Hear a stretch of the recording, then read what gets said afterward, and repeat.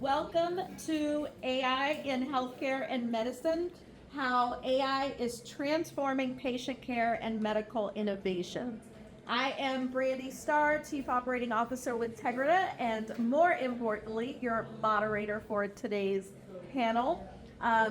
Welcome. You are in the right place if you want to hear how AI is actually changing healthcare. So, not just what's possible, but what's working, what's hard, and what's next. Let's start at the heart of patient care, which is diagnosis.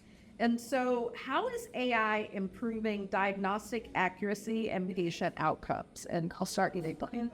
One of the things that we've seen that directly impacts your experience as a patient is everybody's been in the doctor's office and they're sitting there and the doctor's talking to them, but they may be like typing, sitting there trying to, wait, what happened? And then they're having you repeat things. Well, with some AI tools that are now integrated within the medical record, some of that scribing is happening naturally. So it's happening as you're having a conversation, which allows for the physician to have a direct, better patient experience because they're talking to you and not trying to decipher what you say. There is a couple bots, and one of them is from Amy, is called Amy from Google. It has the ability to check in with somebody.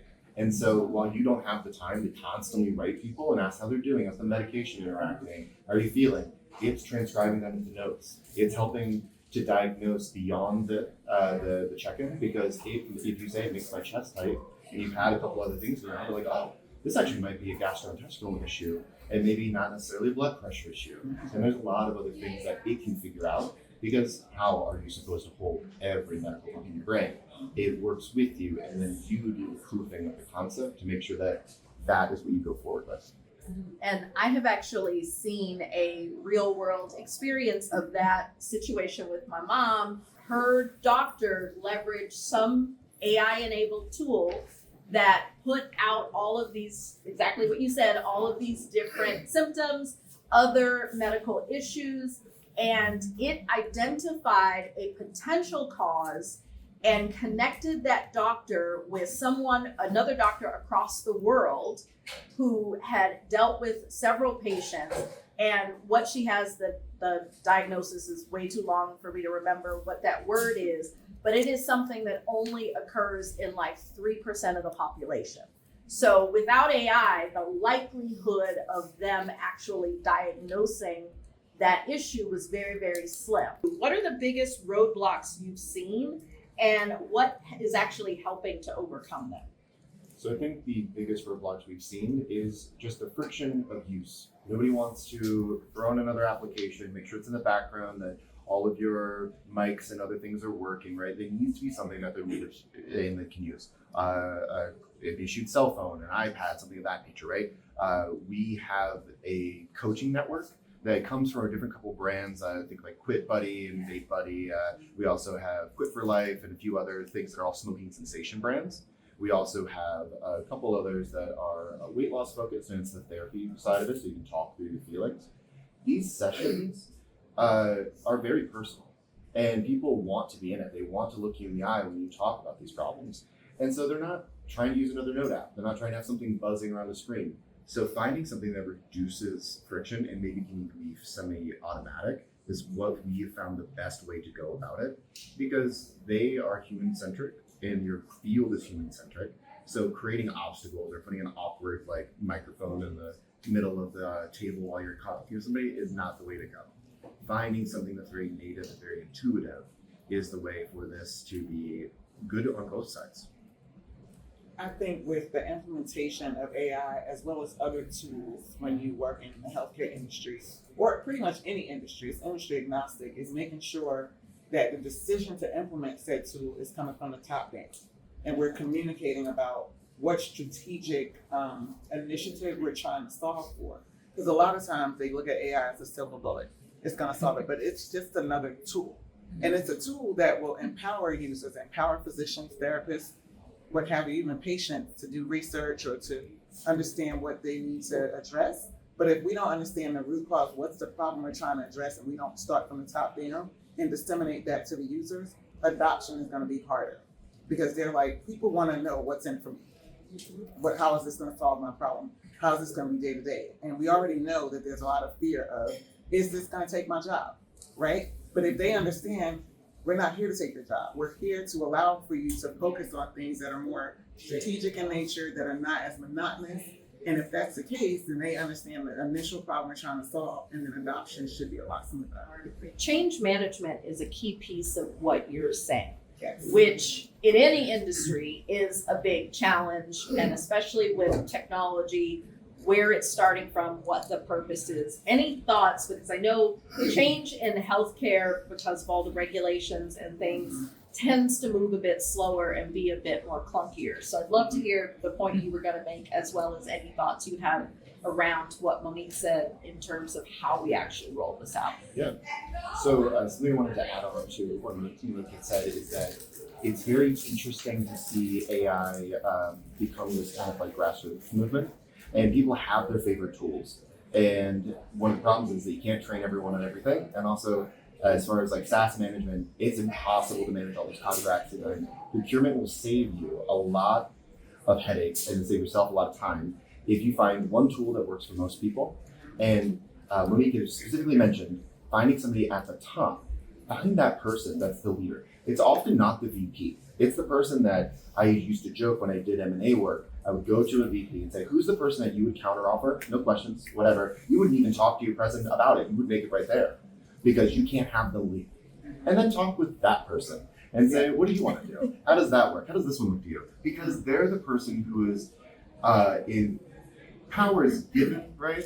It can't be taken, can't be assigned, and they have it, and they can train everyone else. People will see that they are doing a great job, and this is even making them go to the next level. They will want to emulate that work. So start with that person who is irreplaceable. Start with the person that is the person that you train to the standard of, and they can help work with that out. Yeah, and I think that is a tremendous lesson just in change management in general. So often people think about who is the person with the biggest title as who we need to start with. But it really is about who has that influence and who is really bought in, like 10 toes down, ready to make sure that they learn it, understand it, expand the use of it, that they would be willing to, it's the thing that when they leave the office, they're still at home thinking about, strategizing on. That is, to your point, the person who is going to be most impactful.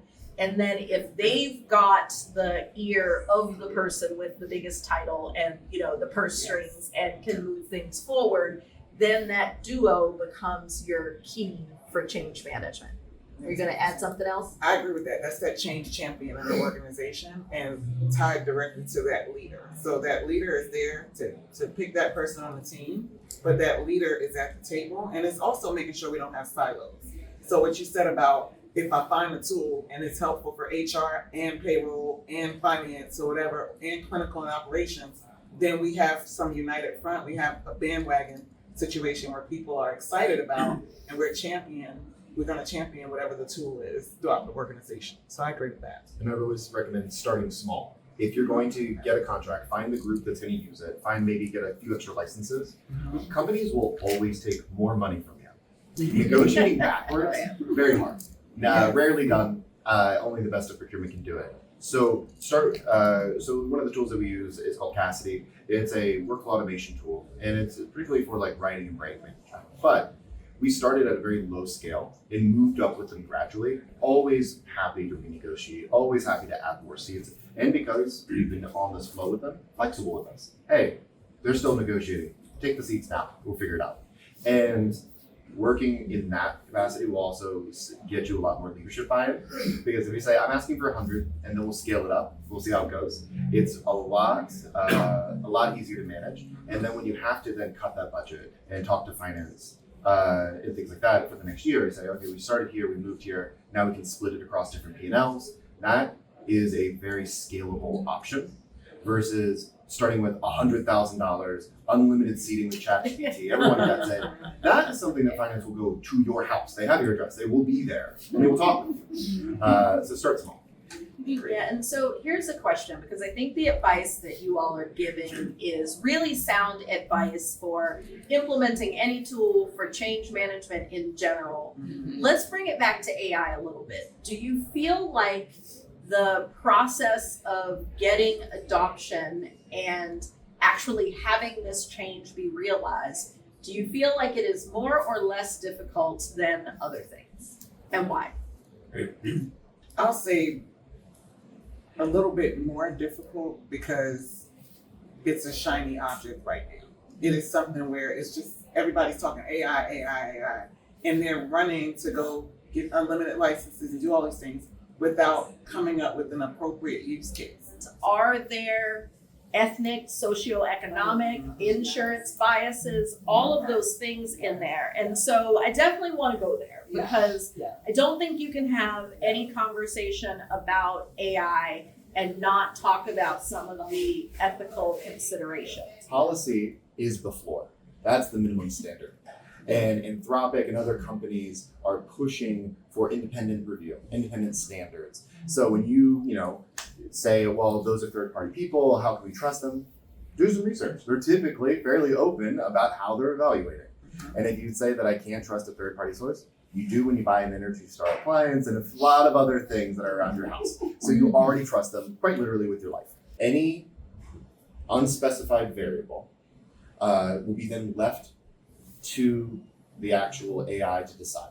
So if you don't determine that the type of insurance they have or the zip code matters and how much you should consider those things, that is data that will enter the system and it gets to decide how much that matters. Companies then put in their own data. And Amazon, for example, hired more men from certain colleges because it looked at the past people that were successful at the company and stayed the longest in typecast who should be the future hires. These models are getting to be quite good and they're using collision sources. It's, what are you putting into it? What does your data look like? I have tested exactly what you said in giving it the same information, but giving a different objective. I gave it something where I was the CEO and that I was most accountable to my shareholders, the board, these sorts of things.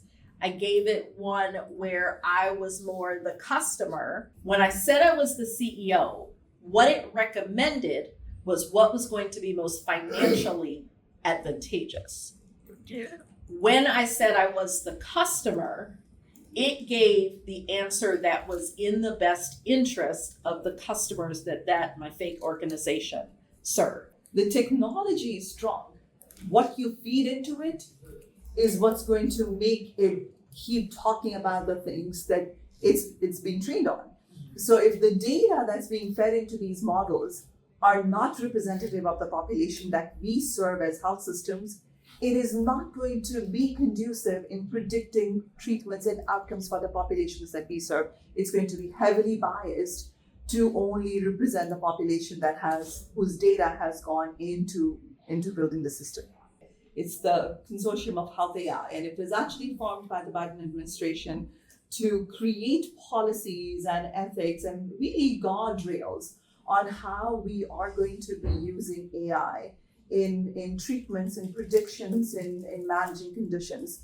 Because given the information that we have right now and given the biases that we have in the data sets that's getting fed into creating these models, we're not there where we can take those predictions and say this applies to everybody, because it clearly doesn't. We are in the early stages of creating those guardrails.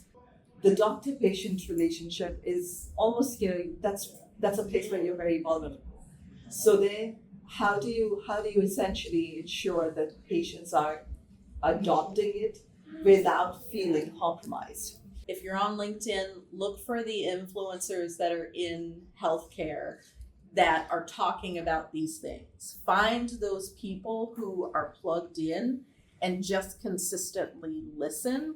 And that's how you will accelerate and stay current. It's really clear that while tech is powerful, it takes the people, it takes the leaders, it takes the users to really make it effective. And we are all a part of this massive change that is changing not only all the industries, but in healthcare, it literally is saving lives. I am Brandy Starr. Great to meet all of you. Thank you so much for joining us, and enjoy the rest of the day.